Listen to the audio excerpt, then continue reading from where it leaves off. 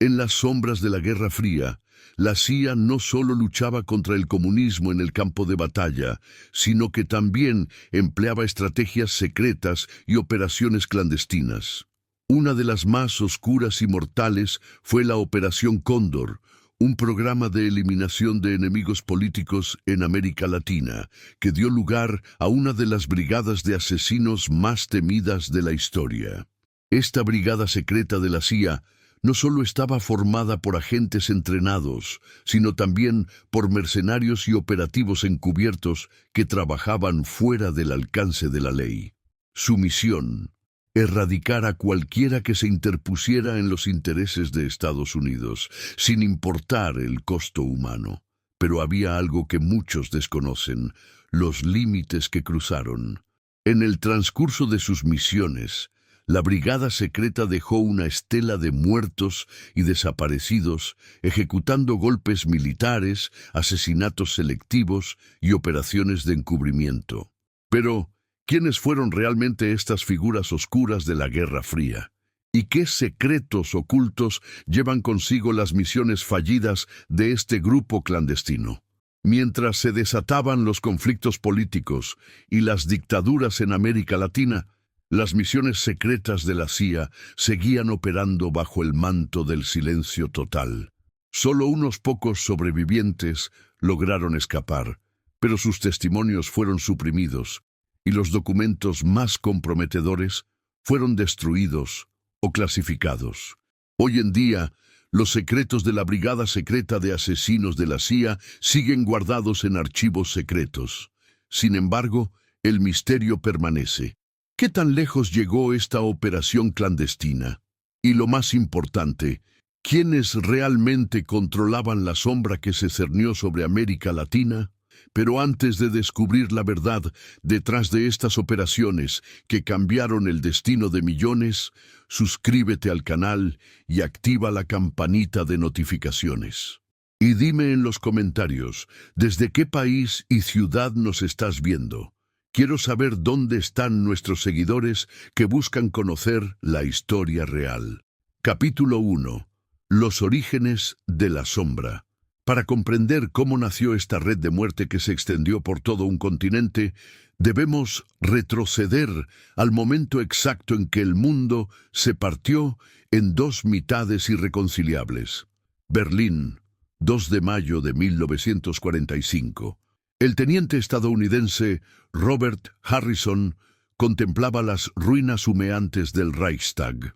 A pocos metros, el capitán soviético Yuri Volkov plantaba la bandera roja sobre los escombros del Tercer Reich.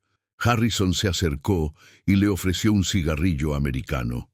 Volkov aceptó con una sonrisa cansada. Habían luchado como hermanos contra el fascismo. Habían visto juntos los horrores de los campos de exterminio. Habían llorado las mismas lágrimas ante tanta muerte.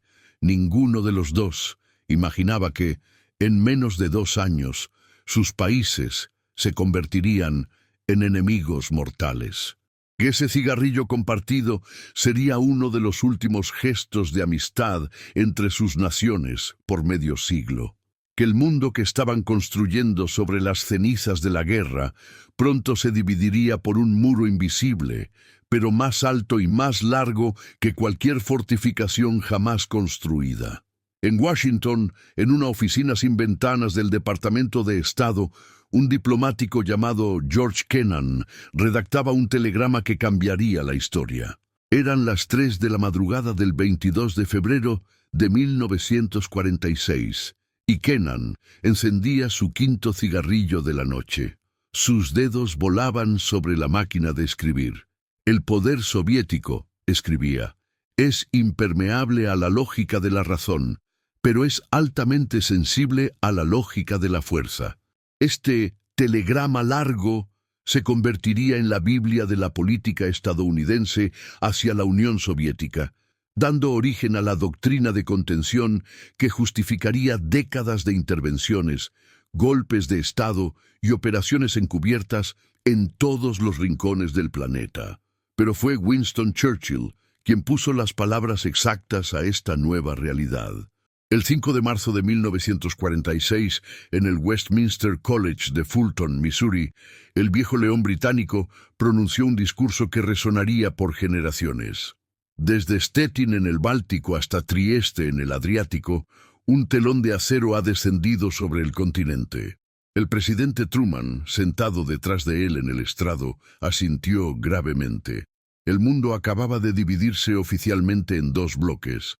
En Moscú, Joseph Stalin leyó la traducción del discurso de Churchill con los ojos entrecerrados. Estaba en su dacha de Kuntsevo, rodeado de sus más cercanos colaboradores. «Así que ahora somos el enemigo», murmuró, dando una calada a su pipa. «Muy bien. Si quieren una guerra fría, tendrán una guerra fría. Pero nosotros la ganaremos».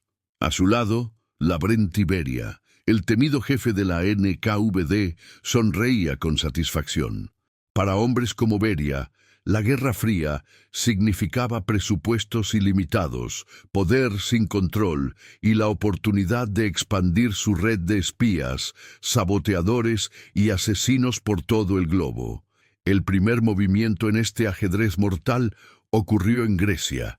En las montañas del Peloponeso, guerrilleros comunistas, liderados por Marcos Bafiadis, libraban una guerra brutal contra las fuerzas monárquicas respaldadas por Gran Bretaña. En febrero de 1947, el gobierno británico, exhausto y arruinado por la Segunda Guerra Mundial, envió un mensaje urgente a Washington. Ya no podían sostener la lucha contra el comunismo en Grecia ni en Turquía. Estados Unidos debía tomar el relevo, o estos países caerían bajo la órbita soviética. El presidente Harry Truman convocó una reunión de emergencia en el despacho Oval. Presentes estaban el secretario de Estado George Marshall, el subsecretario Dean Acheson y el senador Arthur Vandenberg, presidente del Comité de Relaciones Exteriores del Senado. «Señores», dijo Truman, golpeando la mesa con el puño, «si permitimos que Grecia caiga, Turquía será la siguiente. Luego caerá Irán, luego el resto de Medio Oriente. Es como derribar fichas de dominó. Debemos detener esta expansión comunista aquí y ahora». El senador Vandenberg, un republicano aislacionista que había cambiado de opinión tras Pearl Harbor, asintió lentamente. «Señor presidente, si eso es lo que quiere, entonces deberá asustar al pueblo americano hasta los huesos». Y eso fue exactamente lo que Truman hizo. El 12 de marzo de 1947, Truman se dirigió al Congreso para pronunciar lo que se conocería como la Doctrina Truman. «Creo», declaró con voz firme, «que debe ser la política de Estados Unidos apoyar a los pueblos libres que están resistiendo los intentos de subyugación por parte de minorías armadas o por presiones externas». Con estas palabras, Estados Unidos se comprometía a intervenir en cualquier lugar del mundo donde el comunismo amenazara con expandirse. Era una declaración de guerra global, aunque nunca se dispararía un solo tiro directo entre estadounidenses y soviéticos. Pero para librar esta guerra sin nombre, Estados Unidos necesitaba un nuevo tipo de arma. No tanques ni bombarderos, sino una organización capaz de operar en las sombras, más allá de las leyes internacionales, más allá de la moral convencional. Una organización que pudiera hacer el trabajo sucio que ningún gobierno democrático podría admitir públicamente. El 26 de julio de 1947, el presidente Truman firmó la Ley de Seguridad Nacional, creando 3 entidades que transformarían la forma en que Estados Unidos ejercía su poder: el Consejo de Seguridad Nacional, el Departamento de Defensa y la Agencia Central de Inteligencia, la CIA. En teoría, la CIA era un organismo de recopilación y análisis de información. En la práctica, se convertiría en algo mucho más oscuro y poderoso. El primer director de la CIA fue el almirante Roscoe Hillenkoetter, un oficial naval sin experiencia en espionaje. Pero el verdadero poder residía en la Oficina de Coordinación Política, dirigida por Frank Wisner, un abogado de Mississippi con modales sureños y alma de estratega sin escrúpulos. Wisner había servido en la OSS durante la guerra y había visto de primera mano cómo los servicios secretos británicos operaban sin las restricciones legales que ataban a las fuerzas militares convencionales. Ahora tenía la oportunidad de construir algo similar para Estados Unidos. En su oficina de Langley, Virginia, Wisner creó lo que él mismo llamaba el Wurlitzer poderoso, en referencia al famoso órgano que podía imitar cualquier instrumento musical. Su Wurlitzer era una red global de agentes, periodistas comprados, políticos en nómina, militares ambiciosos, grupos paramilitares, sindicatos anticomunistas y, cuando era necesario, asesinos profesionales.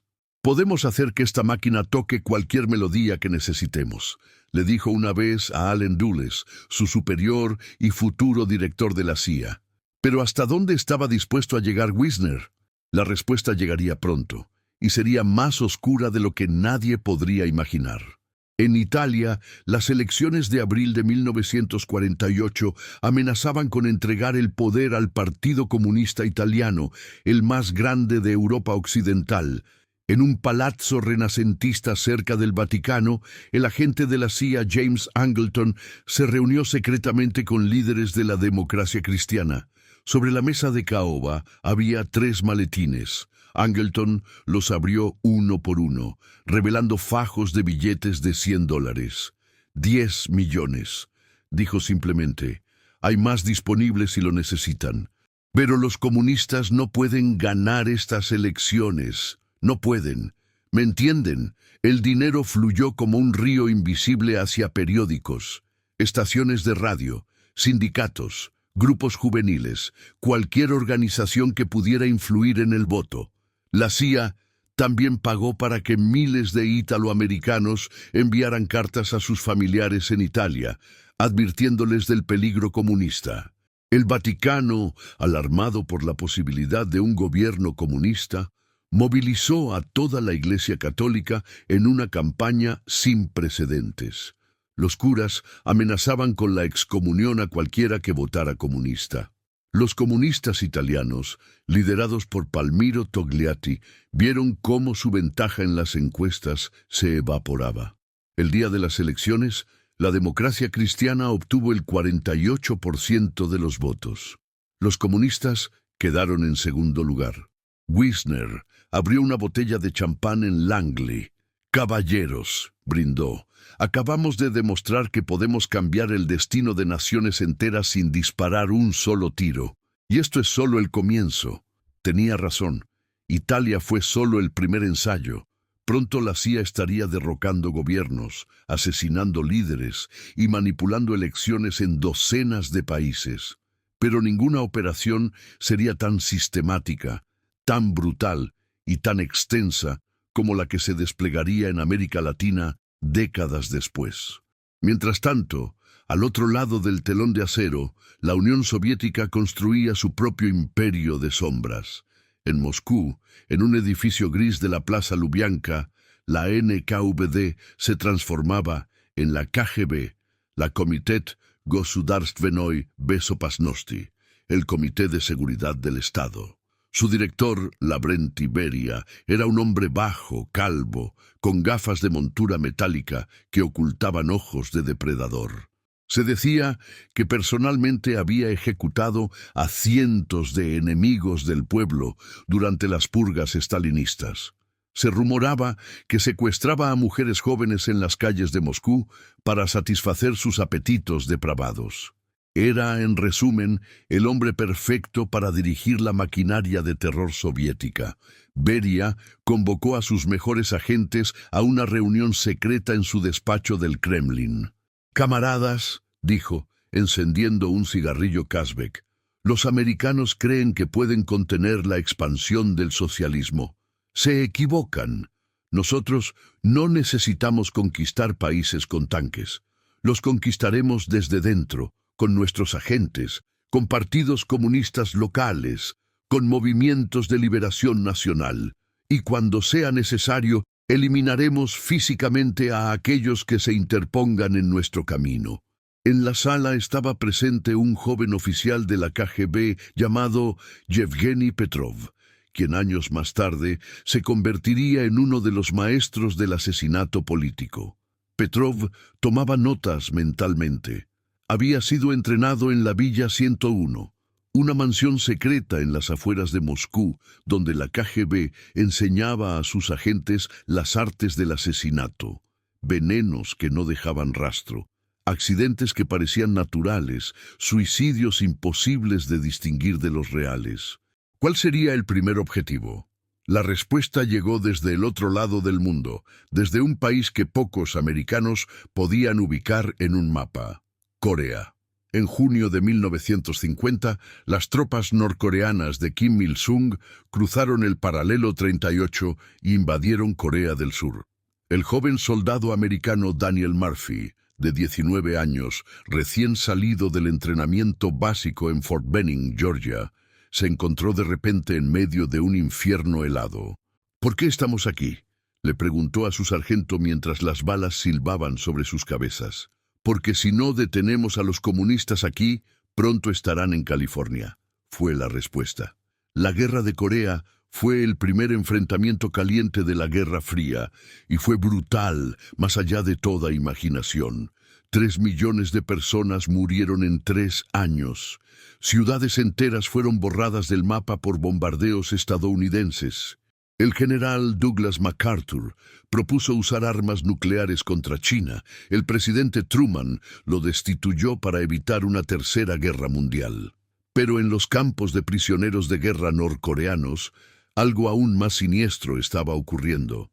Los chinos y norcoreanos experimentaban con técnicas de lavado de cerebro, intentando convertir a los prisioneros estadounidenses al comunismo mediante tortura psicológica, privación sensorial y manipulación mental.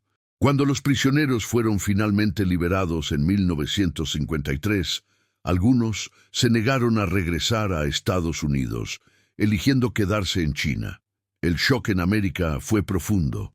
¿Cómo era posible que soldados americanos renunciaran a su país? En Langley, esta pregunta obsesionaba a un hombre llamado Sidney Gottlieb, un químico brillante y perturbado que dirigía el programa ultrasecreto MK Ultra. Si los comunistas pueden controlar la mente humana, razonó Gottlieb, nosotros también debemos poder hacerlo. Lo que siguió fue una de las páginas más oscuras de la historia de la CIA. Experimentos con LSD en sujetos no informados.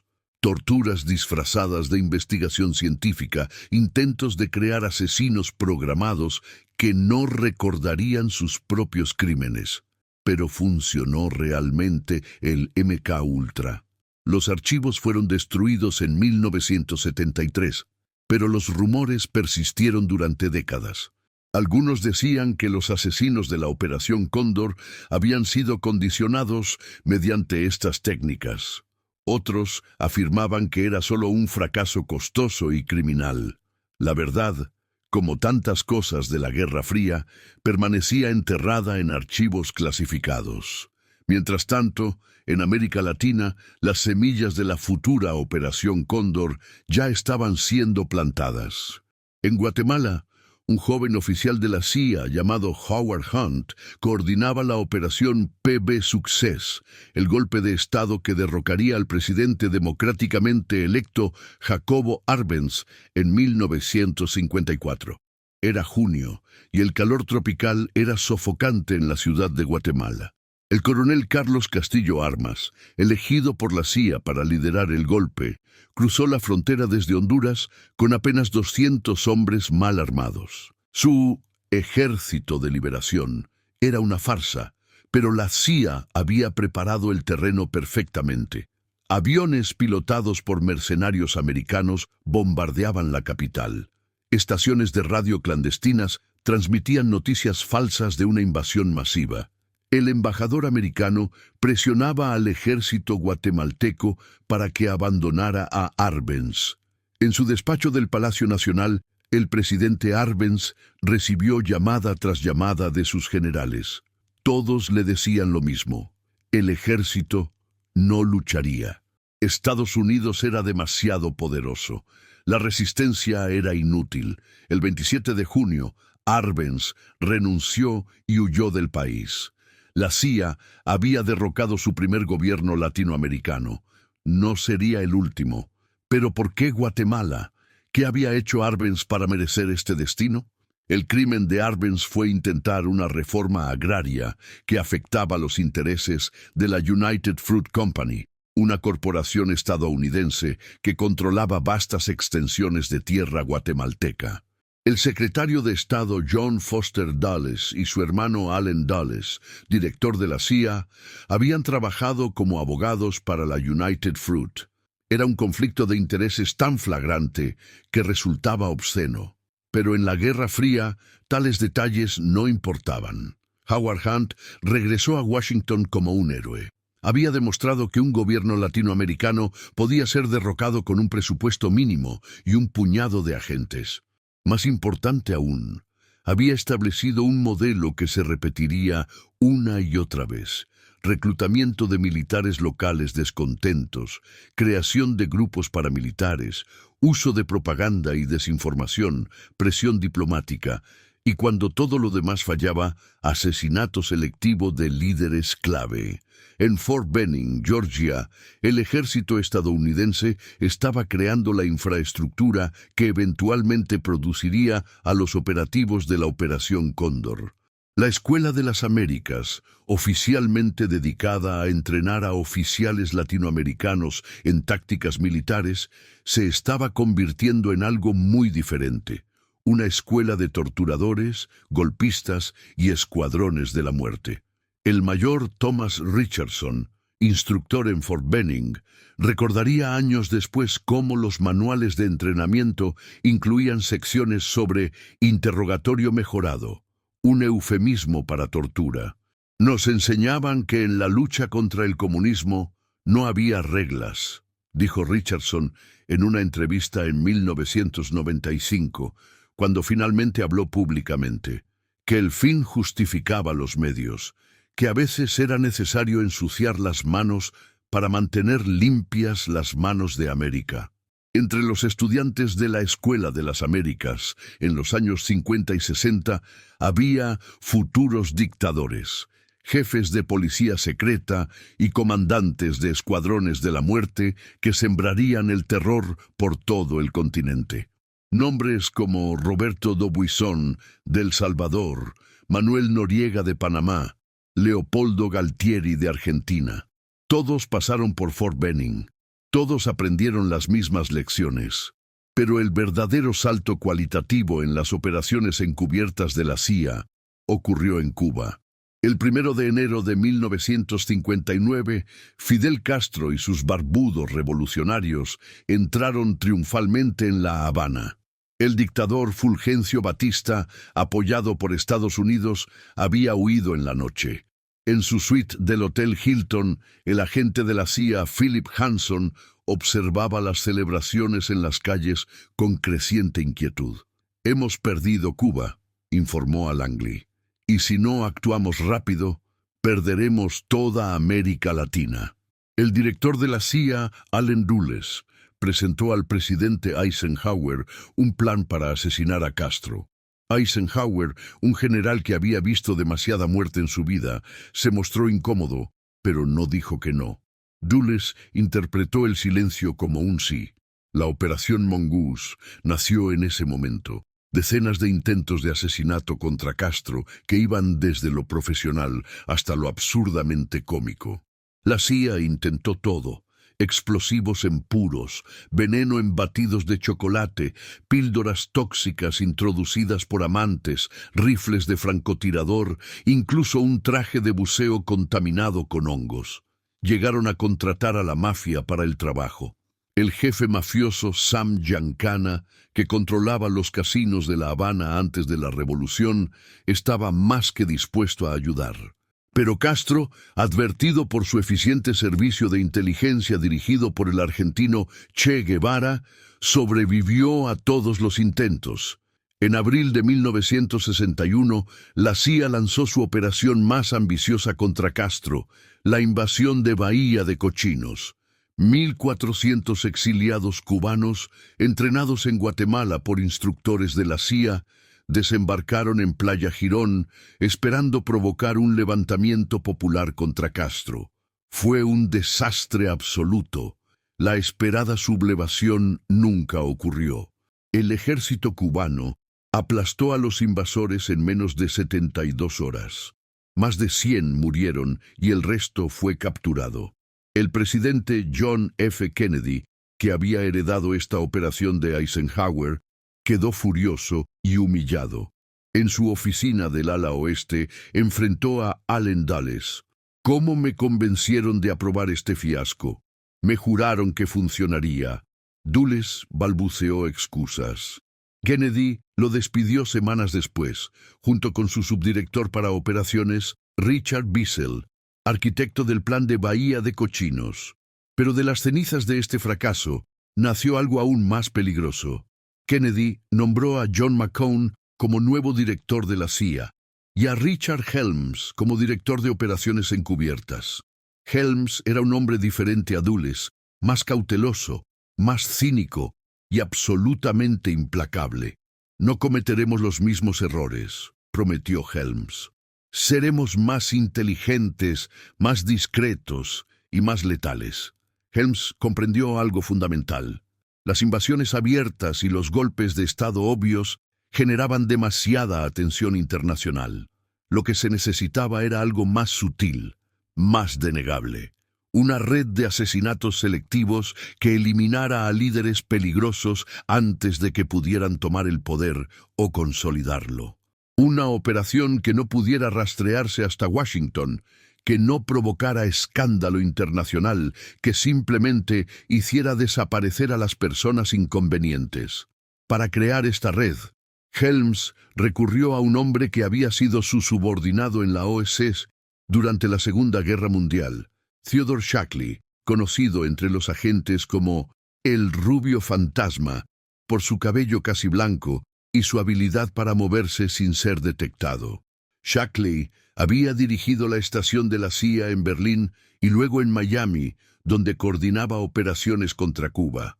Era un burócrata de la muerte, un hombre que podía ordenar un asesinato con la misma indiferencia con que alguien ordenaría material de oficina. Ted, le dijo Helms en una reunión privada en Langley en 1963, necesito que construyas algo nuevo, una capacidad global de acción ejecutiva. Acción ejecutiva era el eufemismo de la CIA para asesinato. Shackley asintió. Comprendía perfectamente lo que se esperaba de él. ¿Cuántas personas habían escuchado lo que le pasó a Carlos Méndez en Santiago? ¿Cuántos periodistas, activistas y políticos latinoamericanos recibieron llamadas similares en la oscuridad, advirtiendo que sus nombres estaban en una lista? Y lo más importante, ¿quién compilaba estas listas? Capítulo 2. La doctrina de la Seguridad Nacional, Buenos Aires, octubre de 1964. El general argentino Alejandro Torres descansaba en su oficina del Ministerio de Defensa después de un largo día de reuniones. Era un hombre de 60 años, con el bigote gris perfectamente recortado y el uniforme impecable. En su escritorio descansaba un documento que acababa de recibir por valija diplomática desde Washington. El título era discreto: Manual de Contrainsurgencia para Oficiales Latinoamericanos. Pero su contenido era explosivo. Torres encendió un cigarro y comenzó a leer. El manual argumentaba que América Latina enfrentaba una amenaza existencial del comunismo internacional, que esta amenaza no venía principalmente de ejércitos extranjeros, sino de subversivos internos, y que los métodos convencionales de mantenimiento del orden público eran insuficientes para combatirla. Se necesitaban, decía el documento, medidas extraordinarias para tiempos extraordinarios. ¿Qué significaba eso exactamente? Torres lo descubriría en las siguientes páginas. El manual detallaba técnicas de interrogatorio que claramente constituían tortura, métodos para crear redes de informantes mediante chantaje y amenazas, procedimientos para arrestos arbitrarios sin orden judicial, y lo más perturbador de todo, instrucciones sobre neutralización de líderes subversivos, un término que cualquier lector inteligente comprendería como asesinato. Este manual no era un documento aislado. Era parte de la doctrina de seguridad nacional que Estados Unidos estaba exportando sistemáticamente a toda América Latina. La doctrina se basaba en una premisa simple pero devastadora. En la guerra contra el comunismo, las democracias liberales eran demasiado débiles, demasiado indulgentes. Lo que se necesitaba eran regímenes militares fuertes, dispuestos a hacer lo necesario para erradicar la amenaza roja. En Washington, el presidente Lyndon Johnson había llegado a la misma conclusión que sus predecesores. América Latina no podía quedarse sin supervisión. La Revolución cubana había demostrado que un pequeño grupo de guerrilleros podía derrocar a un gobierno respaldado por Estados Unidos. Ahora, grupos similares estaban surgiendo en toda la región, inspirados por el ejemplo de Castro y financiados por La Habana y Moscú. El 28 de abril de 1965, Johnson ordenó la invasión de República Dominicana con 22.000 marines estadounidenses. El pretexto era evitar una segunda Cuba. La realidad era más compleja. En Santo Domingo había estallado una guerra civil entre facciones militares y la facción constitucionalista que buscaba restaurar al presidente democráticamente electo, Juan Bosch. Parecía estar ganando. Para Johnson y sus asesores, eso era inaceptable. Bosch era considerado demasiado izquierdista, demasiado nacionalista, demasiado impredecible. El embajador estadounidense en Santo Domingo, William Tapley Bennett Jr., envió cables alarmantes a Washington. Los comunistas han tomado control del movimiento constitucionalista. Si triunfan, República Dominicana se convertirá en otra Cuba. Las evidencias de esta afirmación eran débiles en el mejor de los casos, fabricadas en el peor, pero bastaron para que Johnson actuara. El marín de 22 años, Stephen Collins, desembarcó en Santo Domingo el 30 de abril, esperando encontrar una invasión comunista masiva. En cambio, encontró a dominicanos desconcertados preguntándose por qué los americanos estaban invadiendo su país. Nos dijeron que estábamos salvando a República Dominicana del comunismo, recordaría Collins años después. Pero lo único que vi fueron personas comunes atrapadas en una guerra civil que no entendían. Fue entonces cuando comencé a cuestionar todo lo que me habían enseñado sobre la Guerra Fría. La invasión de República Dominicana fue un punto de inflexión. Demostró que Estados Unidos intervendría militarmente en América Latina cuando lo considerara necesario, pero también enseñó una lección más sutil. Las invasiones militares abiertas generaban demasiada controversia internacional. Era mucho mejor trabajar a través de militares locales, apoyar golpes de Estado de apariencia doméstica, mantener a Estados Unidos en las sombras. En Brasil, esta estrategia ya había demostrado su efectividad. El 31 de marzo de 1964, el presidente João Goulart, un nacionalista de izquierda, que había tenido la audacia de proponer una reforma agraria y nacionalizar refinerías de petróleo extranjeras, fue derrocado por un golpe militar. El embajador estadounidense Lincoln Gordon había coordinado estrechamente con los conspiradores. La CIA había proporcionado fondos y apoyo logístico, y cuando los tanques rodaron por las calles de Brasilia, buques de guerra estadounidenses aguardaban frente a la costa brasileña, listos para intervenir si el golpe encontraba resistencia. No la encontró. Goulart huyó a Uruguay. Los generales brasileños tomaron el poder, inaugurando 21 años de dictadura militar. Y en Washington hubo celebraciones discretas. Brasil ha sido salvado del comunismo, declaró el secretario de Estado Dean Rusk. Pero ¿qué significó esta salvación para los brasileños? El coronel Paulo Malaes, que más tarde se convertiría en uno de los torturadores más notorios del régimen militar brasileño, estaba presente cuando los conspiradores discutían los planes para después del golpe.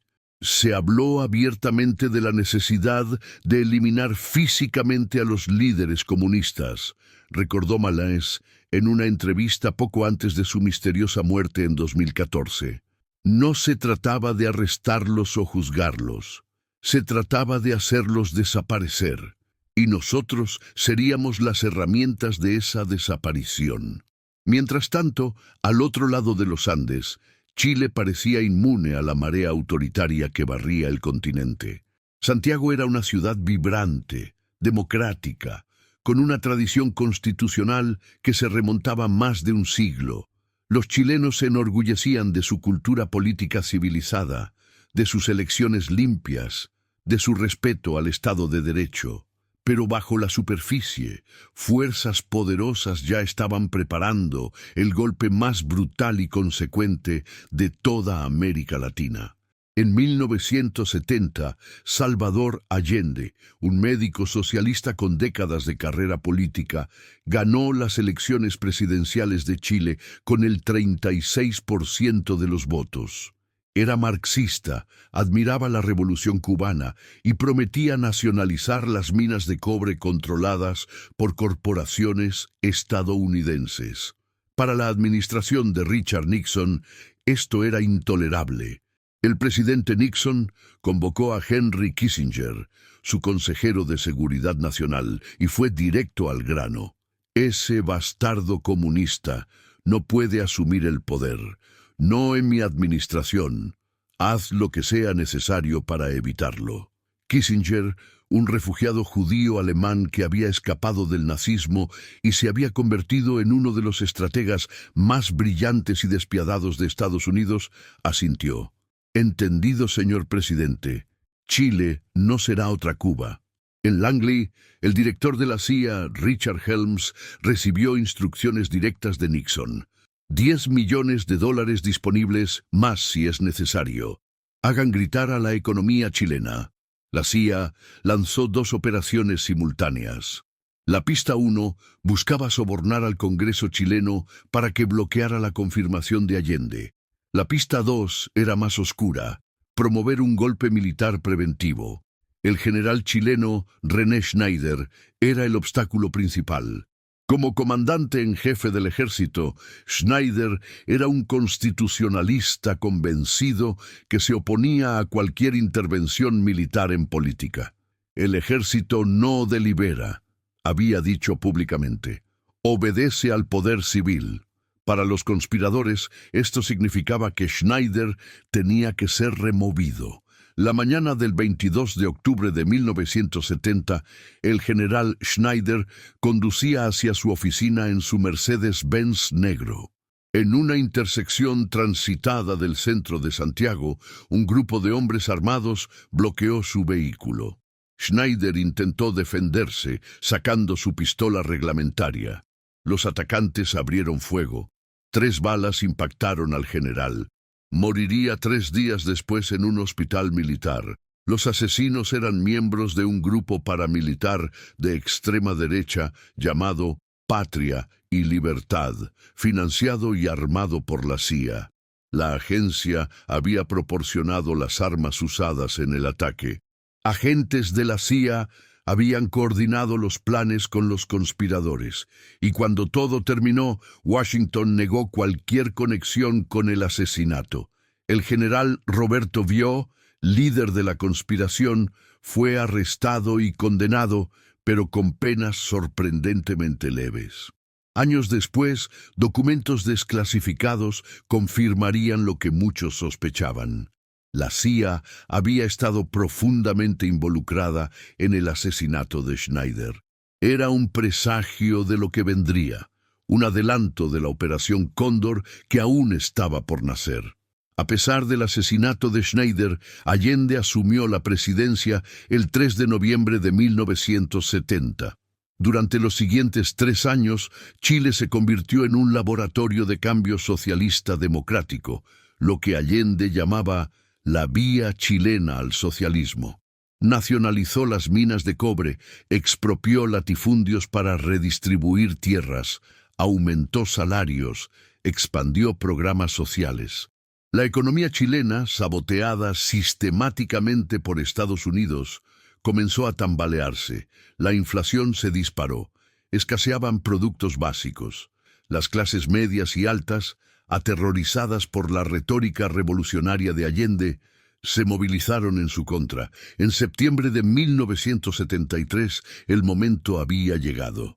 El general Augusto Pinochet, a quien Allende había nombrado comandante en jefe del ejército apenas semanas antes, creyendo que era leal, encabezó el golpe militar más sangriento de la historia latinoamericana moderna. La mañana del 11 de septiembre, tanques rodearon el Palacio de la Moneda, la sede presidencial. Aviones de combate Hawker Hunter bombardearon el palacio. Allende, con un casco de combate y un fusil AK-47 que le había regalado Fidel Castro, se negó a rendirse. «Trabajadores de mi patria», transmitió Allende por Radio Magallanes en su último discurso, «tengo fe en Chile y su destino. Superarán otros hombres este momento gris y amargo donde la traición pretende imponerse.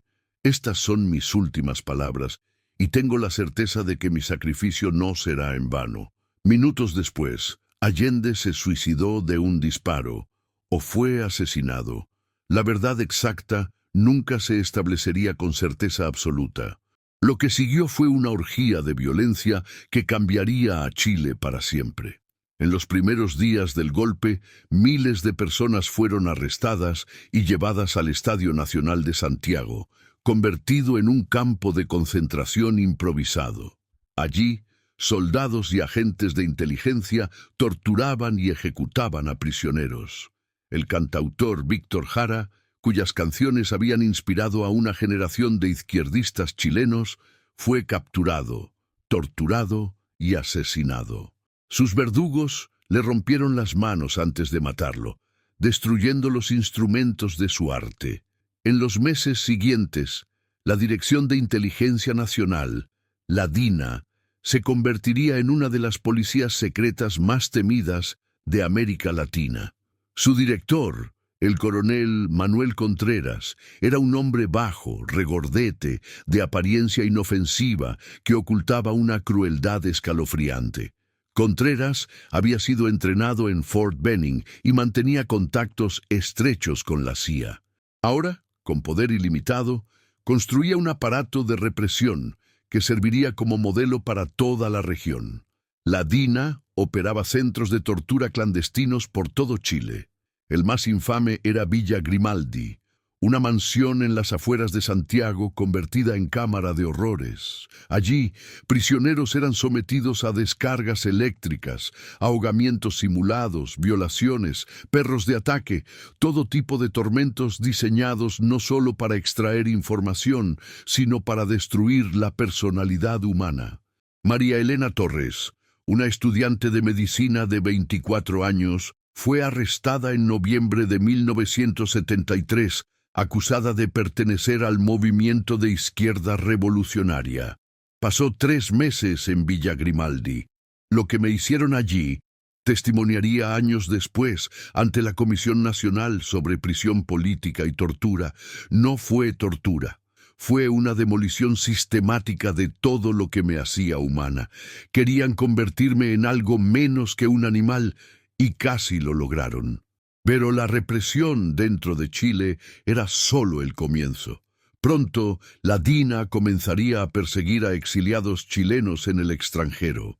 Y para hacer este trabajo más eficientemente, Contreras tendría una idea que cambiaría la historia de América Latina. ¿Por qué no coordinar con los servicios de inteligencia de otros países de la región? ¿Por qué no crear una red multinacional de represión, donde cada dictadura ayudara a las otras a eliminar a sus enemigos, sin importar dónde se escondieran? Esta idea, germinando en la mente de Contreras en 1974, se convertiría en la Operación Cóndor. Pero antes de que pudiera materializarse, necesitaba más golpes militares, más dictaduras dispuestas a participar en esta conspiración de sangre. Argentina sería la siguiente. El 24 de marzo de 1976, los militares argentinos derrocaron al gobierno democrático de Isabel Perón en un golpe que sorprendió a pocos. Argentina había estado sumida en el caos, con inflación galopante, violencia política descontrolada y una guerrilla urbana, los Montoneros, que había secuestrado y asesinado a empresarios y militares. La sociedad argentina estaba polarizada hasta el punto de fractura.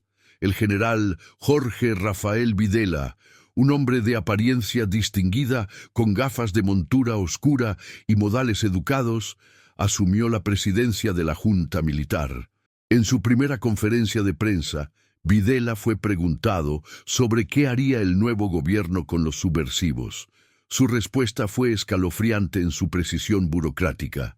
Un terrorista no es solamente alguien con un arma o una bomba, sino también alguien que difunde ideas contrarias a la civilización occidental y cristiana. ¿Qué significaba eso exactamente? El almirante Emilio Massera, otro miembro de la Junta, fue más explícito en una reunión privada con empresarios argentinos en mayo de 1976. Vamos a tener que matar a 50.000 personas, 25.000 subversivos, 20.000 simpatizantes y 5.000 por error. Era una declaración de genocidio político, pronunciada con la frialdad de quien habla del clima. La Armada Argentina operaba el centro de tortura más infame del país, la Escuela de Mecánica de la Armada, la ESMA, en pleno Buenos Aires. Allí, en un elegante edificio de estilo francés que había sido una escuela naval, oficiales de marina torturaban y asesinaban a prisioneros.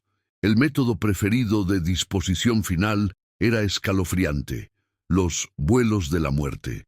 Prisioneros drogados pero vivos eran arrojados desde aviones militares al Río de la Plata o al Atlántico. El capitán Adolfo Silingo, uno de los pilotos que participó en estos vuelos, confesaría años después en un ataque de conciencia tardía. Nos decían que era una forma cristiana de morir, que los subversivos estaban drogados, que no sentían nada, que simplemente se dormían en el agua. Era mentira, lo sabíamos, pero lo hicimos de todas formas. Silingo calculaba que había participado personalmente en el asesinato de 30 personas. En total, se estima que hubo al menos 180 vuelos de la muerte que mataron a entre 1.500 y 2.000 personas. Uruguay completó la trinidad del terror del Cono Sur. El 27 de junio de 1973, el presidente Juan María Bordaberry, con el apoyo de los militares, disolvió el Parlamento e instaló una dictadura cívico-militar. Uruguay, que se había enorgullecido de ser la Suiza de América, con una democracia estable y un estado de bienestar avanzado, se convirtió en el país con el mayor porcentaje de presos políticos per cápita del mundo. El centro de detención de Libertad, a las afueras de Montevideo, albergaba a más de 1.000 prisioneros políticos en condiciones de aislamiento extremo diseñadas para destruir la mente humana. Los prisioneros eran mantenidos en celdas minúsculas, con capuchas sobre sus cabezas la mayor parte del día, prohibidos de hablar, castigados por cualquier comunicación con otros prisioneros. Era tortura psicológica refinada a su máxima expresión. Mauricio Rosenkopf, un escritor y dirigente del movimiento guerrillero Tupamaros, pasó más de 11 años en estas condiciones. Intentaban enloquecernos. Escribiría después en sus memorias: algunos lo lograron. Vi a hombres fuertes, revolucionarios curtidos, desmoronarse y perder contacto con la realidad. El aislamiento hace cosas terribles a la mente humana. Ahora, con dictaduras militares en Chile, Argentina, Uruguay, Brasil, Bolivia y Paraguay, las condiciones estaban dadas para la creación de la red más siniestra de represión transnacional que el hemisferio occidental había visto: la Operación Cóndor. Y mientras América Latina se hundía en la dictadura, en Washington había un hombre que veía todo esto no como una tragedia, sino como una victoria estratégica. Su nombre era Henry Kissinger, y su doctrina de Realpolitik justificaría algunos de los crímenes más atroces de la Guerra Fría. Ahora me gustaría que compartas en los comentarios, ¿conocías la magnitud de estos golpes militares en América Latina? ¿Sabías que estaban tan coordinados? Déjame tu opinión. Quiero saber qué piensas de esta historia. Capítulo 3. El nacimiento de Cóndor, Santiago de Chile, 25 de noviembre de 1975. En un elegante edificio de la calle Belgrado, sede de la DINA chilena, el coronel Manuel Contreras recibía a invitados especiales, jefes de los servicios de inteligencia de Argentina, Uruguay, Bolivia y Paraguay. Era una reunión que cambiaría la historia de América Latina, aunque el mundo no lo sabría hasta años después.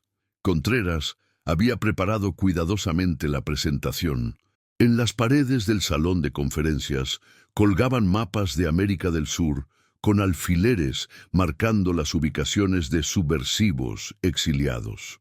Había listas de nombres, fotografías, rutas de escape conocidas. «Caballeros», comenzó Contreras encendiendo un cigarrillo, «enfrentamos un enemigo que no respeta fronteras.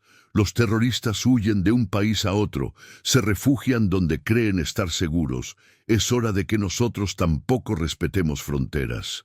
La propuesta era simple pero revolucionaria. Crear una red de inteligencia compartida donde cada servicio de seguridad podría operar en territorio de los otros países para capturar o eliminar a sus enemigos. Un argentino perseguido en Uruguay sería arrestado por agentes uruguayos y entregado a Argentina, sin trámites legales, sin extradición formal, sin preguntas. Y si el objetivo estaba en Europa o Estados Unidos, se enviarían equipos de asesinos para eliminarlo allí. El general argentino Otto Paladino, jefe del batallón de inteligencia 601, sonrió con aprobación. «Es una idea brillante, coronel Contreras, pero necesita un nombre en clave, algo que suene inocente en comunicaciones». Alguien sugirió Operación Cóndor, por el cóndor andino, el ave rapaz que sobrevuela las montañas sudamericanas buscando presas. El nombre se adoptó de inmediato. Lo que los participantes de esa reunión no mencionaron explícitamente, pero todos entendían, era que la Operación Cóndor tenía el respaldo tácito de Estados Unidos. La CIA no organizaba directamente la operación, pero proporcionaba apoyo crucial. Comunicaciones cifradas a través del sistema de telecomunicaciones del Comando Sur estadounidense en Panamá, entrenamiento de agentes, intercambio de inteligencia y, lo más importante, silencio diplomático cuando las víctimas de Cóndor empezaran a acumularse. El primer cable de la Operación Cóndor fue enviado el 26 de noviembre de 1975, apenas un día después de la reunión fundacional. Estaba cifrado y decía simplemente, «Cóndor está volando, el cielo está despejado». Era una señal de que la red estaba operativa. Las primeras víctimas fueron exiliados en países vecinos.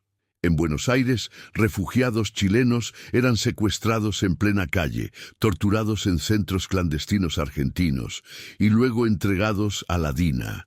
En Montevideo, tupamaros uruguayos que habían huido a Argentina eran devueltos a Uruguay en el mismo tipo de intercambio ilegal. Era un mercado de prisioneros donde la moneda era el sufrimiento humano. Pero Cóndor tenía ambiciones globales. En diciembre de 1975, agentes de la DINA viajaron a Europa para establecer contactos con servicios de inteligencia de países aliados. En Madrid se reunieron con oficiales de la Brigada Político-Social Española, la Policía Política de Franco. En París, con agentes de los servicios secretos franceses. En Roma, con elementos de los carabinieri italianos. El mensaje era claro. Queremos cooperación para eliminar a nuestros enemigos donde quiera que se escondan. El general Carlos Prats, Era uno de esos enemigos. Prats había sido comandante en jefe del ejército chileno bajo Allende y se había opuesto al golpe de Pinochet. Exiliado en Buenos Aires, vivía discretamente en un apartamento del barrio de Palermo con su esposa Sofía.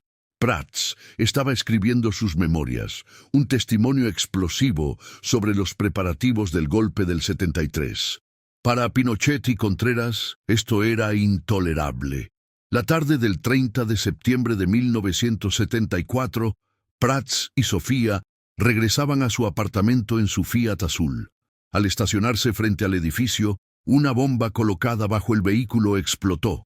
La deflagración fue tan violenta que lanzó pedazos del coche a 50 metros de distancia. Prats y su esposa murieron instantáneamente, sus cuerpos destrozados por la explosión. La investigación argentina fue una farsa. Aunque había evidencia clara de que agentes chilenos estaban involucrados, el gobierno militar argentino no tenía interés en antagonizar a sus aliados en Santiago. El caso fue archivado. Solo décadas después, cuando documentos de la CIA fueron desclasificados, se confirmaría que el asesinato había sido ordenado por Contreras y ejecutado por agentes de la DINA que operaban libremente en Buenos Aires. Pero el asesinato más audaz de la Operación Cóndor ocurriría en Washington, D.C., en el corazón del imperio que tácitamente apoyaba toda esta red de terror. Orlando Letelier había sido ministro de Relaciones Exteriores y de Defensa bajo Allende. Después del golpe, fue encarcelado en el campo de concentración de Isla Dawson, en el extremo sur de Chile, donde las temperaturas caían bajo cero y los prisioneros eran sometidos a trabajos forzados en condiciones brutales. Finalmente liberado gracias a presiones internacionales, Letelier se exilió en Washington, donde se convirtió en uno de los críticos más efectivos de la dictadura de Pinochet. Desde su oficina en el Instituto de Estudios Políticos, un think tank progresista en DuPont Circle, Letelier organizaba la resistencia internacional contra Pinochet. Daba discursos, escribía artículos, presionaba a congresistas estadounidenses para cortar la ayuda a Chile. Era, en palabras de Contreras, el enemigo más peligroso del régimen en el exterior. En la primavera de 1976, Contreras ordenó el asesinato de Letelier. Para ejecutarlo, recurrió a un agente estadounidense que trabajaba para la DINA, Michael Townley, un expatriado americano que vivía en Chile desde los años 60 y que se había convertido en un experto en fabricación de explosivos. Townley era un hombre extraño, un idealista anticomunista que veía su trabajo como parte de una cruzada sagrada contra el marxismo. Townley viajó a Washington con pasaporte falso en septiembre de 1976. Lo acompañaban 2 agentes cubanoamericanos de la organización terrorista anticastrista Comando de Organizaciones Revolucionarias Unidas. Durante varios días siguieron a Letelier, estudiando su rutina. Descubrieron que cada mañana conducía desde su casa en Bethesda, Maryland, hasta su oficina en Washington, por la misma ruta. La noche del 20 de septiembre, Townley se deslizó bajo el Chevrolet Chevelle azul de Letelier, estacionado frente a su casa, y colocó una bomba de control remoto.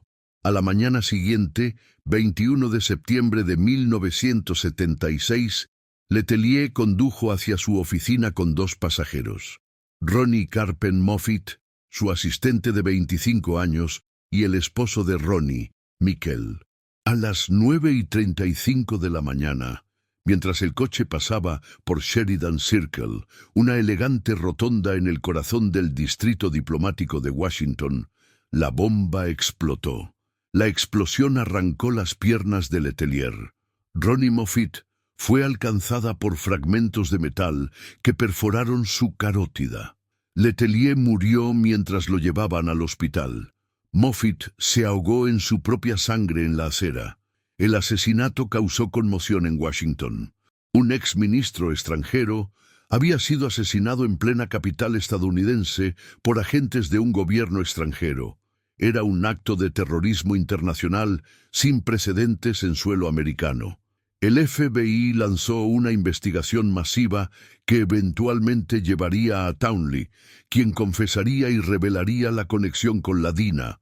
Pero lo que el público estadounidense no sabía entonces era que la CIA había tenido indicios previos del plan para asesinar a Letelier y no había hecho nada para prevenirlo. En agosto de 1976, la estación de la CIA en Santiago había interceptado comunicaciones que sugerían que Contreras estaba planeando algo contra Letelier en Estados Unidos. Esta información fue transmitida a Langley, pero inexplicablemente nunca llegó al FBI ni a los servicios de protección relevantes. ¿Por qué? La respuesta reside en la compleja relación entre la CIA y Pinochet. Para la administración de Gerald Ford, con Henry Kissinger aún como secretario de Estado, Chile era un aliado valioso en la Guerra Fría. Pinochet había aplastado a la izquierda, había abierto la economía chilena a inversores estadounidenses. Era un bastión anticomunista confiable. Letelier, con su carisma y sus conexiones en Washington, amenazaba con erosionar este apoyo. Su muerte, aunque lamentable, no era necesariamente contraria a los intereses estadounidenses tal como los definía Kissinger. Años después, cuando se le preguntó sobre la complicidad estadounidense en los crímenes de las dictaduras latinoamericanas, Kissinger respondería con su característica frialdad: no veo por qué debemos quedarnos de brazos cruzados y permitir que un país se vuelva comunista debido a la irresponsabilidad de su propio pueblo. Para Kissinger, la democracia era un lujo que América Latina no podía permitirse durante la Guerra Fría. Mientras tanto, en toda América Latina, la Operación Cóndor continuaba su trabajo de muerte. En Argentina, la dictadura militar había lanzado lo que llamaban la guerra sucia contra la subversión, pero guerra era un término engañoso porque implicaba que había dos bandos armados combatiendo. La realidad era más oscura. Era un programa sistemático de secuestro, tortura y asesinato de cualquiera considerado enemigo del régimen. Los escuadrones de tareas operaban con impunidad total. Llegaban en Falcon verdes sin placas, secuestraban a personas en plena calle o desde sus casas, las llevaban a centros clandestinos de detención donde eran torturadas hasta que confesaban o hasta que sus torturadores se cansaban y luego las desaparecían. Era un término que se volvió tristemente común en Argentina. Los desaparecidos, personas que dejaban de existir, borradas del mundo sin dejar rastro oficial. Adriana Calvo tenía 18 años cuando fue secuestrada en Buenos Aires en noviembre de 1977. Era estudiante de arquitectura y había asistido a algunas reuniones de un centro de estudiantes considerado izquierdista. Eso fue suficiente.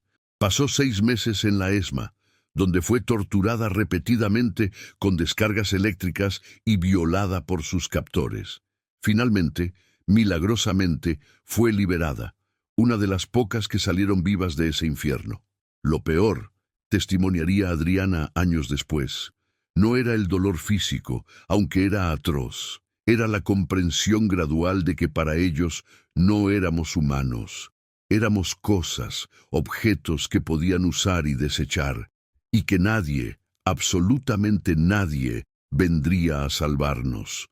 Que el mundo había olvidado que existíamos. El mundo no había olvidado completamente. En Estados Unidos, organizaciones de derechos humanos como Amnistía Internacional y America's Watch documentaban los abusos. Congresistas como Tom Harkin y Ted Kennedy presionaban por sanciones. El periodista Jack Anderson publicaba columnas explosivas sobre los crímenes de las dictaduras. Pero la administración de Ford y luego la de Jimmy Carter en sus primeros años mantuvo el apoyo a regímenes que consideraba aliados estratégicos contra el comunismo. Solo cuando las evidencias de las atrocidades se volvieron imposibles de ignorar, cuando el caso Letelier explotó en los medios estadounidenses, Cuando madres argentinas comenzaron a marchar cada jueves en la Plaza de Mayo demandando saber qué había pasado con sus hijos, solo entonces comenzó a cambiar la política estadounidense. En 1977, el Departamento de Estado de Carter empezó a presionar tímidamente a las dictaduras latinoamericanas sobre derechos humanos. El embajador estadounidense en Argentina, Robert Hill, comenzó a compilar listas de desaparecidos y a plantear casos específicos al gobierno militar argentino. Los militares argentinos, acostumbrados al apoyo incondicional de Washington, se sintieron traicionados. El almirante Macera le dijo a Hill en una reunión tensa: «Ustedes nos pidieron que limpiáramos el país de comunistas. Eso es exactamente lo que estamos haciendo, y ahora nos critican por nuestros métodos. ¿Qué esperaban? ¿Que los invitáramos a tomar té y les pidiéramos educadamente que dejaran de ser subversivos?» Era un momento revelador. Las dictaduras latinoamericanas habían entendido correctamente que tenían luz verde de Washington para hacer lo que fuera necesario contra la izquierda. Ahora, cuando Estados Unidos comenzaba tímidamente a expresar preocupación por los derechos humanos, lo veían como hipocresía o ingratitud. La Operación Cóndor alcanzó su punto máximo de actividad entre 1976 y 1978. Durante estos años, agentes de los servicios de inteligencia del Cono Sur viajaban libremente por toda América Latina y más allá, cazando a sus enemigos. Se estima que Cóndor fue responsable de al menos 60.000 muertes y 400 desaparecidos a través de operaciones transfronterizas. Pero Cóndor tenía planes aún más ambiciosos. Documentos desclasificados revelarían posteriormente que Contreras había propuesto la creación de equipos de asesinos que operarían en Europa, asesinando a líderes de la oposición en el exilio. Hubo planes para asesinar al senador estadounidense Edward Kennedy, considerado un enemigo de las dictaduras por su activismo en derechos humanos. Hubo planes para asesinar al líder democristiano chileno Bernardo Leyton en Roma. Este último atentado se ejecutó en octubre de 1975, pero Leyton sobrevivió, aunque gravemente herido. ¿Hasta dónde habría llegado Cóndor si no hubiera sido detenida? La respuesta da escalofríos. En 1978, la inteligencia estadounidense interceptó comunicaciones sugiriendo que Cóndor estaba planeando ataques en plenitud de otros continentes. Había listas de objetivos en Londres, París, Roma, incluso en México y Costa Rica. Era una red global de terror que funcionaba con la lógica del terrorismo estatal. Eliminar enemigos sin importar fronteras, leyes o normas internacionales. Capítulo 4. Las víctimas y los sobrevivientes. La historia de la Operación Cóndor no está completa si solo hablamos de estrategas, políticos y dictadores. Detrás de cada estadística, de cada número de víctimas, hay personas reales, vidas destrozadas, familias destruidas. Es momento de conocer algunas de estas historias. Jorge Velasco tenía 32 años cuando fue secuestrado en Buenos Aires el 14 de julio de 1976. Era ingeniero, trabajaba para una empresa de construcción, estaba casado y tenía 2 hijos pequeños. Su único crimen había sido participar años antes en manifestaciones estudiantiles y mantener amistad con compañeros universitarios de ideas izquierdistas. Para los militares argentinos, esto lo convertía en subversivo. La noche de su secuestro, Jorge cenaba con su familia cuando irrumpieron hombres armados de civil. No mostraron identificación ni orden de arresto. Simplemente arrastraron a Jorge fuera de su casa, mientras sus hijos, de 6 y 4 años, gritaban aterrorizados y su esposa Marta intentaba desesperadamente saber a dónde lo llevaban. «Cállese, señora», le dijo uno de los secuestradores, «o usted será la siguiente». Fue la última vez que Marta vio a su esposo con vida. Jorge fue llevado al Club Atlético, un centro clandestino de detención en Buenos Aires que funcionaba en el sótano de una comisaría. Allí lo torturaron durante semanas. Descargas eléctricas en zonas sensibles del cuerpo, inmersión en agua hasta casi ahogarse, golpizas brutales, privación de sueño. Querían que confesara pertenecer a Montoneros, una guerrilla urbana argentina. Jorge negaba una y otra vez, porque era verdad. No pertenecía a ninguna organización, pero sus torturadores no le creían o no les importaba. Después de un mes de tortura, cuando ya no podía proporcionar información útil porque no tenía ninguna, Jorge fue clasificado como prescindible. Una noche lo subieron a un camión con otros 20 detenidos. Los llevaron a un aeródromo militar en las afueras de Buenos Aires. Allí los desnudaron, los drogaron con pentotal sódico y los subieron a un avión de la Armada. Una hora después, uno por uno, fueron arrojados al Río de la Plata. Jorge Velasco tenía 32 años y no volvería a ver a sus hijos crecer. Esta historia se repitió miles de veces en Argentina, y en Chile, y en Uruguay. Las víctimas de Cóndor no eran solo guerrilleros armados. Eran estudiantes, trabajadores, profesores, periodistas, sacerdotes, monjas, incluso niños. Cualquiera que pudiera ser remotamente asociado con ideas de izquierda era un objetivo potencial. Ana María González era una monja católica que trabajaba en una villa miseria de Buenos Aires, ayudando a los pobres. En diciembre de 1977 fue secuestrada junto con otras 2 monjas francesas. Su crimen: habían ayudado a familias de desaparecidos a presentar denuncias.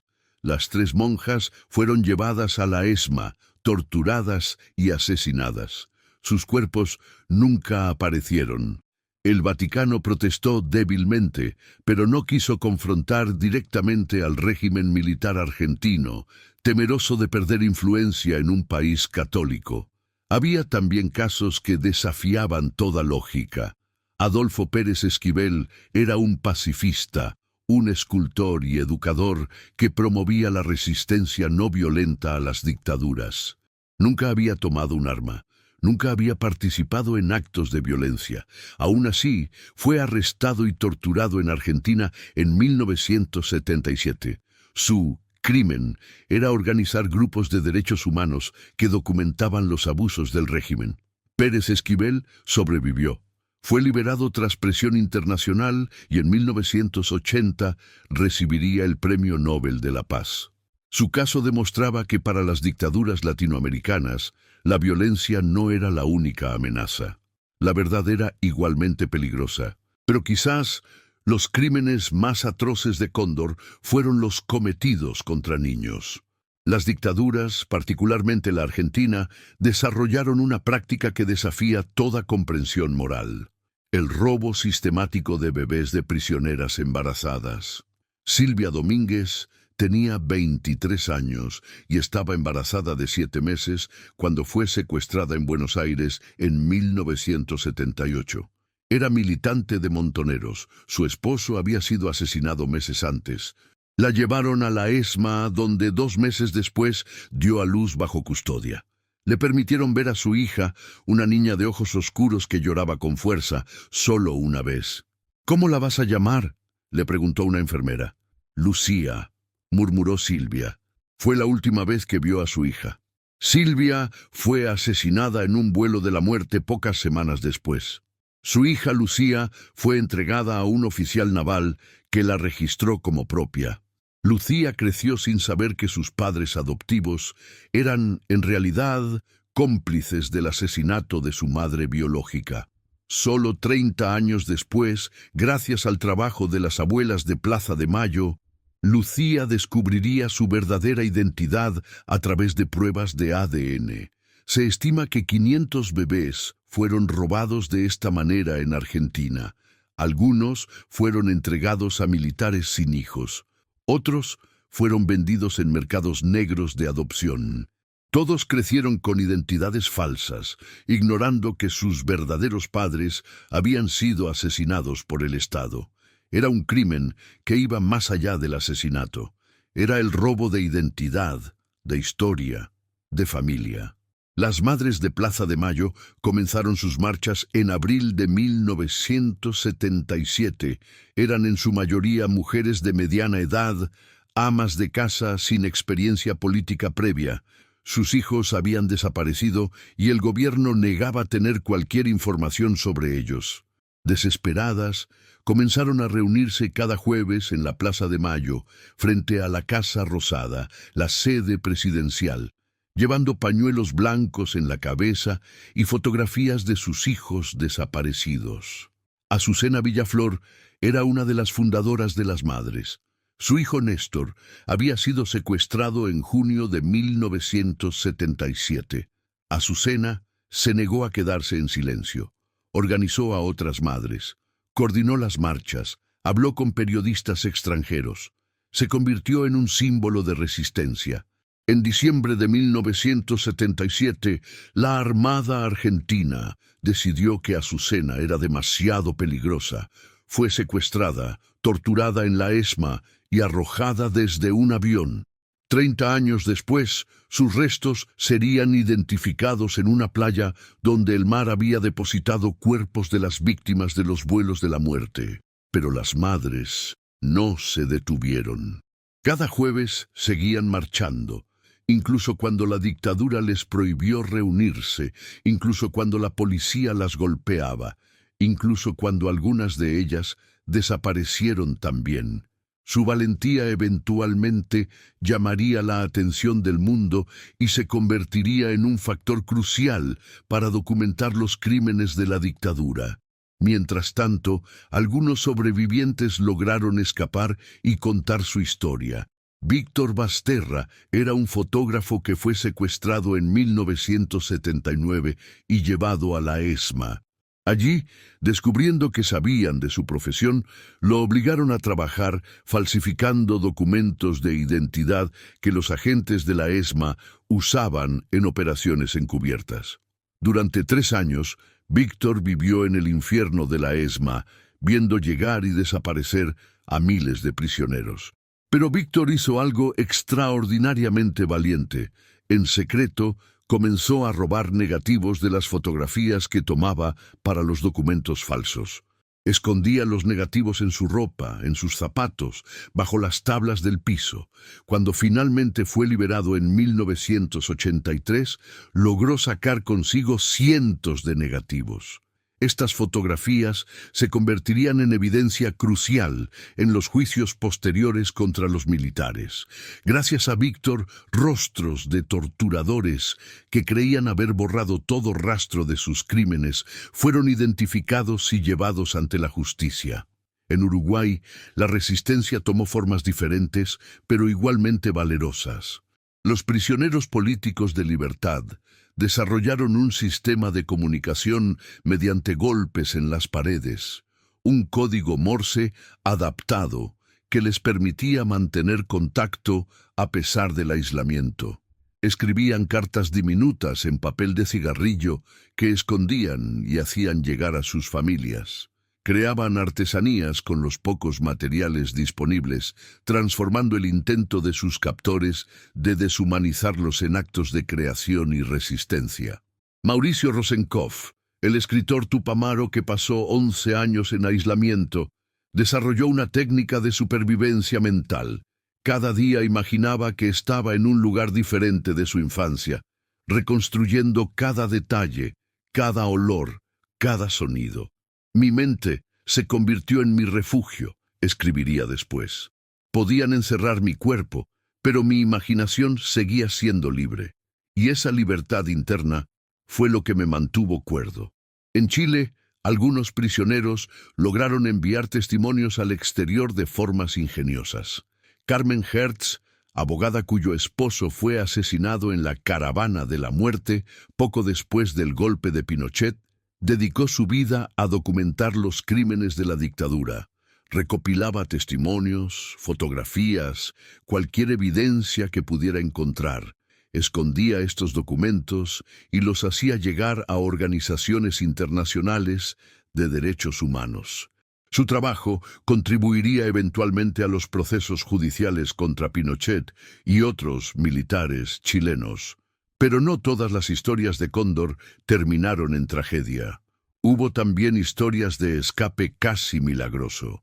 Diego Ascencio era un diplomático estadounidense secuestrado en Bogotá en 1980 por guerrilleros del M-19, quienes demandaban la liberación de prisioneros políticos. Durante las negociaciones se reveló información sobre operaciones de Cóndor en Colombia. El M-19 había obtenido documentos que mostraban que agentes chilenos y argentinos operaban en territorio colombiano, cazando a refugiados. Ascencio fue liberado después de 61 días de cautiverio. De regreso en Washington, reportó lo que había aprendido. Pero para entonces, 1980, la administración Carter ya estaba siendo reemplazada por la de Ronald Reagan, cuya prioridad era renovar el apoyo estadounidense a cualquier régimen anticomunista sin importar su historial de derechos humanos. La elección de Reagan en noviembre de 1980 fue celebrada por las dictaduras latinoamericanas. Finalmente, pensaron, tenían un aliado incondicional en Washington nuevamente. La embajadora de Reagan ante las Naciones Unidas, Jean Kirkpatrick, había escrito un ensayo influyente argumentando que las dictaduras autoritarias de derecha eran preferibles a los regímenes totalitarios de izquierda, porque las primeras podían eventualmente transitar hacia la democracia, mientras los segundos no.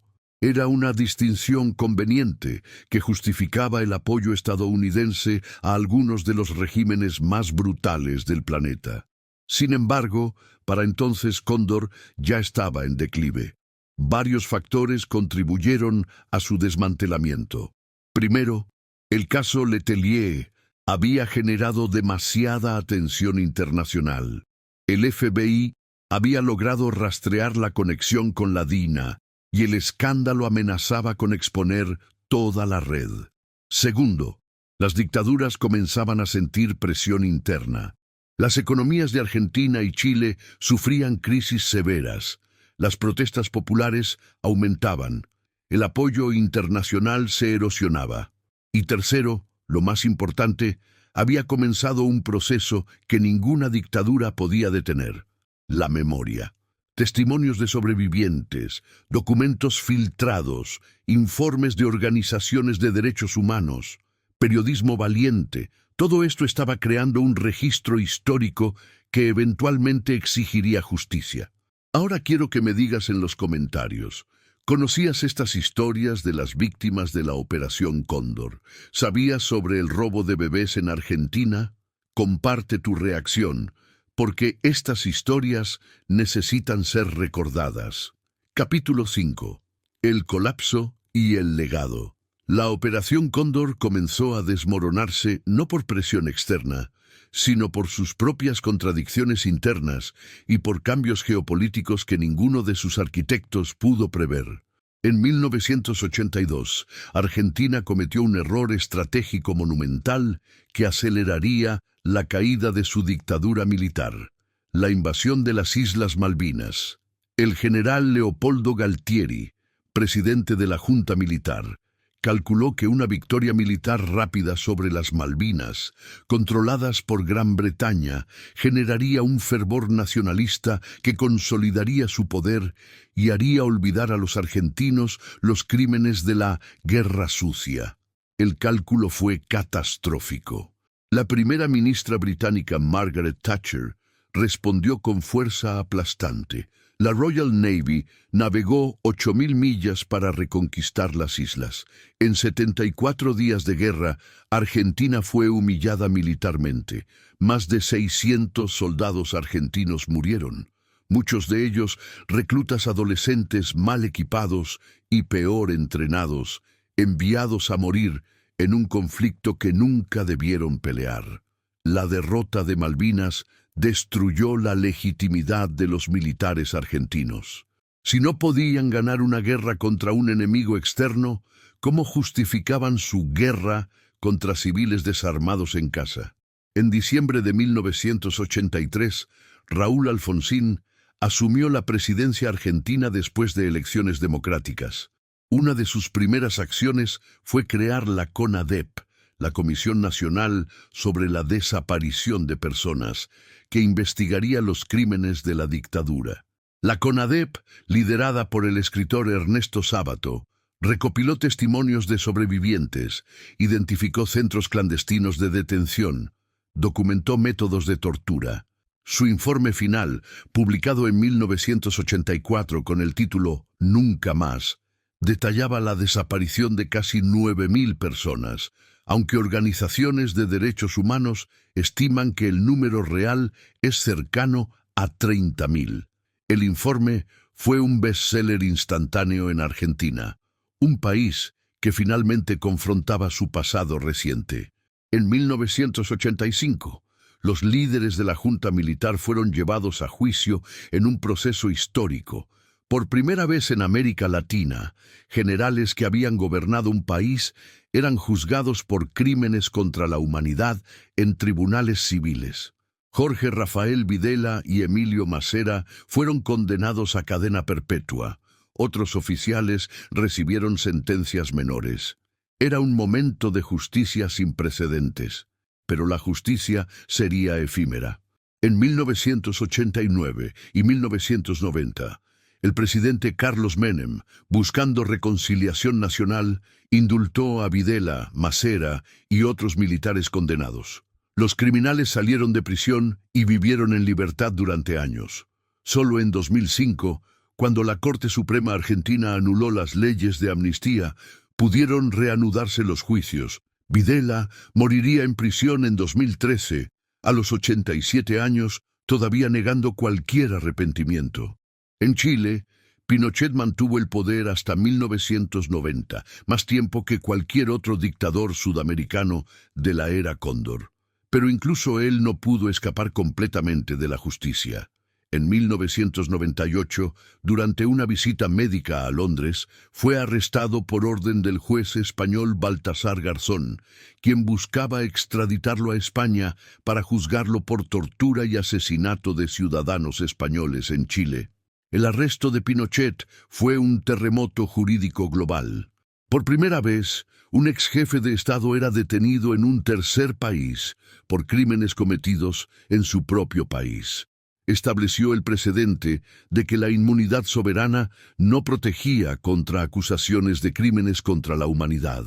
Aunque Pinochet eventualmente regresó a Chile alegando problemas de salud y nunca fue juzgado, el precedente quedó establecido. Manuel Contreras, el arquitecto de la Operación Cóndor, no tuvo tanta suerte. Fue condenado en Chile en 1993 por el asesinato de Orlando Letelier y pasó casi 20 años en prisión. Murió en 2015 a los 86 años, llevándose a la tumba muchos secretos sobre las operaciones de Cóndor que nunca reveló completamente.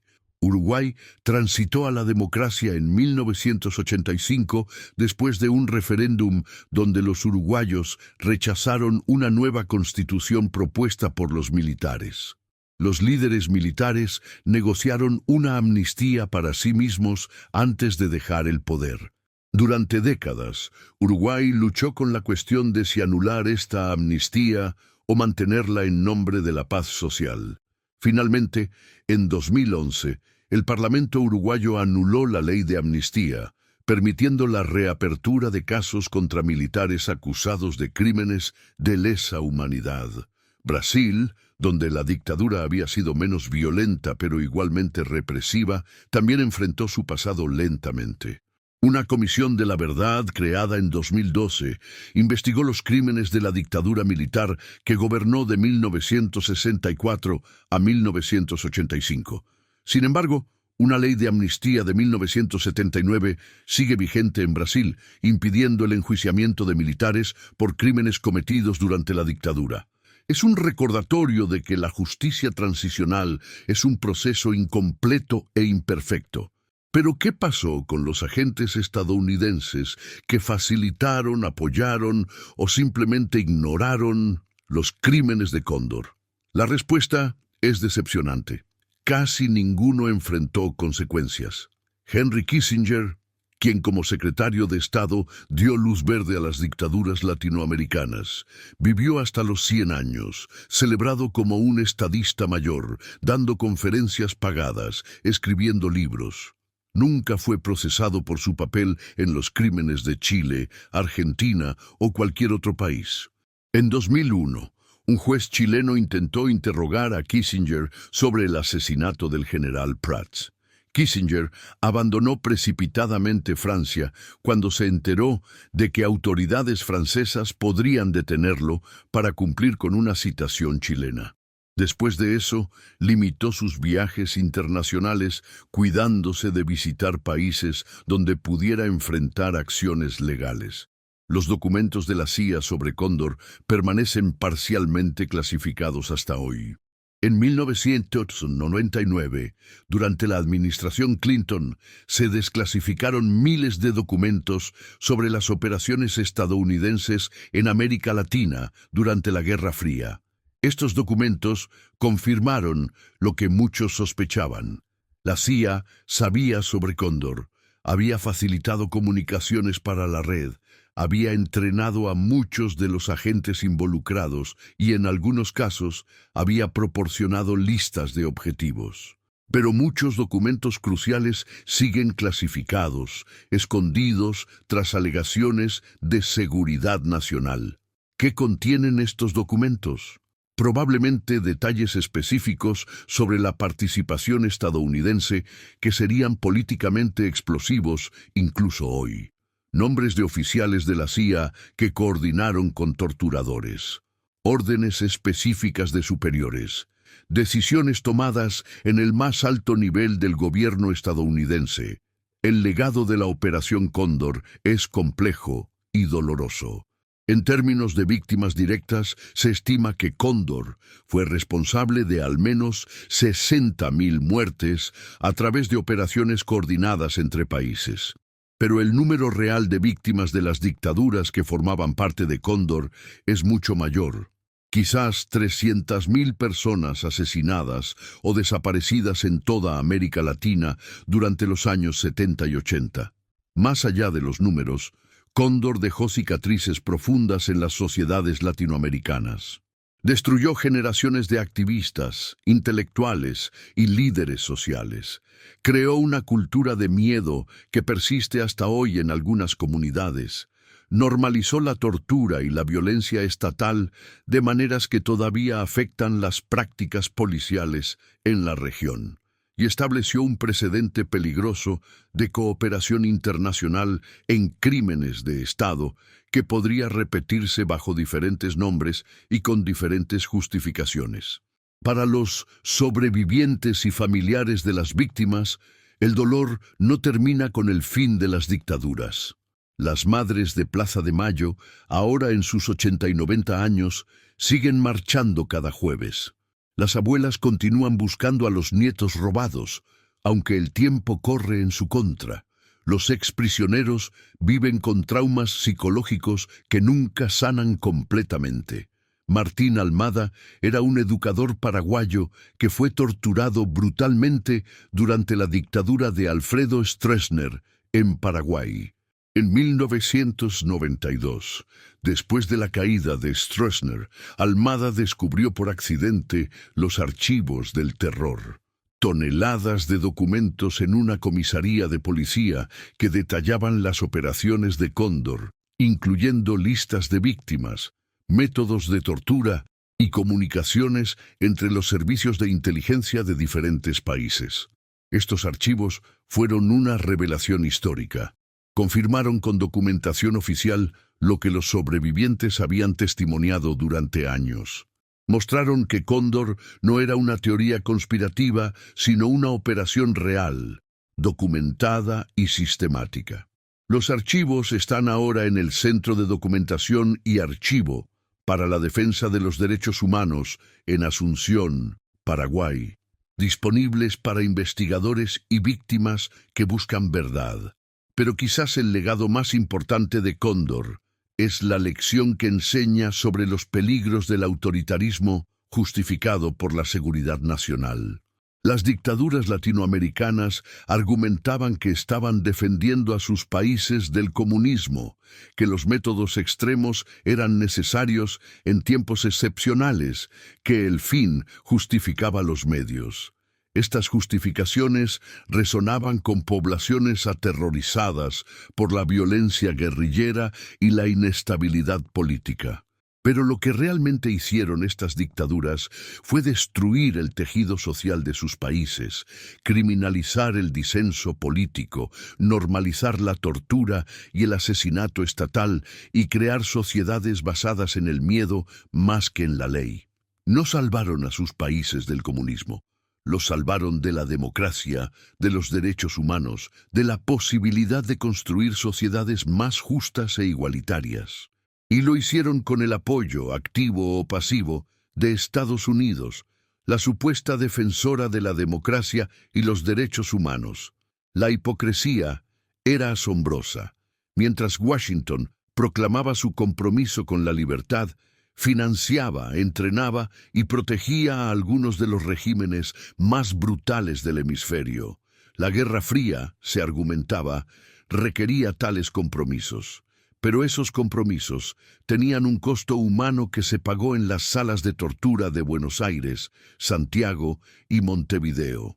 Hoy, más de 4 décadas después del apogeo de Cóndor, América Latina sigue lidiando con su legado. En algunos países, como Argentina y Uruguay, ha habido intentos serios de justicia y memoria. En otros, como Brasil y Paraguay, el pasado permanece mayormente no confrontado, y en todos hay sectores que niegan o minimizan lo que ocurrió, que argumentan que los militares hicieron lo necesario, que las víctimas algo habrán hecho. Esta negación es peligrosa, porque abre la puerta a que la historia se repita. Ya hay señales preocupantes. Líderes autoritarios en varios países latinoamericanos que glorifican las dictaduras pasadas, que llaman a los militares para restablecer el orden, que criminalizan la protesta social como terrorismo. Los fantasmas de Cóndor no están completamente enterrados. La periodista argentina Miriam Lewin, quien sobrevivió a la ESMA y dedicó su vida a documentar los crímenes de la dictadura, lo expresó mejor en una entrevista en 2019. Cada generación debe redescubrir los valores democráticos por sí misma. El horror de lo que vivimos no se transmite automáticamente. Por eso es tan importante mantener viva la memoria, contar estas historias una y otra vez, para que las nuevas generaciones entiendan qué ocurre cuando una sociedad abandona el respeto por los derechos humanos y el Estado de Derecho. Los archivos de Cóndor siguen revelando secretos décadas después. En 2020, documentos desclasificados mostraron que la red había planeado operaciones no solo en Europa y América, sino también en Asia y África. Había listas de objetivos que incluían a exiliados chilenos en Argelia, argentinos en Japón, uruguayos en Suecia. Era verdaderamente una operación global, una red de muerte que no reconocía fronteras. Y lo más perturbador, algunos de los métodos y estructuras desarrollados por Cóndor han sido copiados por otros regímenes autoritarios alrededor del mundo. La coordinación transnacional de servicios de seguridad para perseguir disidentes, el uso de centros de detención clandestinos, las desapariciones forzadas. Estos métodos se han visto posteriormente en otros contextos, desde Medio Oriente hasta Asia Central. Cóndor estableció un modelo oscuro que otros han seguido. ¿Hay esperanza? Quizás la encontramos en la resiliencia de los sobrevivientes, en la persistencia de organizaciones de derechos humanos, en los jóvenes latinoamericanos que aprenden sobre este pasado y se comprometen a que nunca se repita. En Argentina, sitios de memoria como la ESMA han sido convertidos en museos y espacios de educación sobre derechos humanos. En Chile, el Museo de la Memoria y los Derechos Humanos documenta los crímenes de la dictadura de Pinochet. En Uruguay, el antiguo centro de detención de Libertad es ahora un sitio de memoria. Estos espacios son importantes porque transforman lugares de horror en lugares de aprendizaje. Permiten que las nuevas generaciones confronten directamente lo que ocurrió, que vean las celdas de tortura, que lean los testimonios, que entiendan visceralmente que estas atrocidades no son historia antigua sino eventos recientes que todavía afectan a personas vivas. La lucha por la justicia continúa. Hasta el día de hoy se siguen descubriendo restos de víctimas de cóndor. Antropólogos forenses trabajan en Argentina, Chile y Uruguay usando ADN para identificar cuerpos encontrados en fosas comunes o recuperados del mar. Cada identificación trae cierre a una familia, pero también reabre heridas que nunca sanaron completamente. Y los juicios continúan también. En 2016, 15 exmilitares y agentes de inteligencia argentinos, chilenos y uruguayos fueron condenados por un tribunal argentino por crímenes cometidos en el marco de la Operación Cóndor.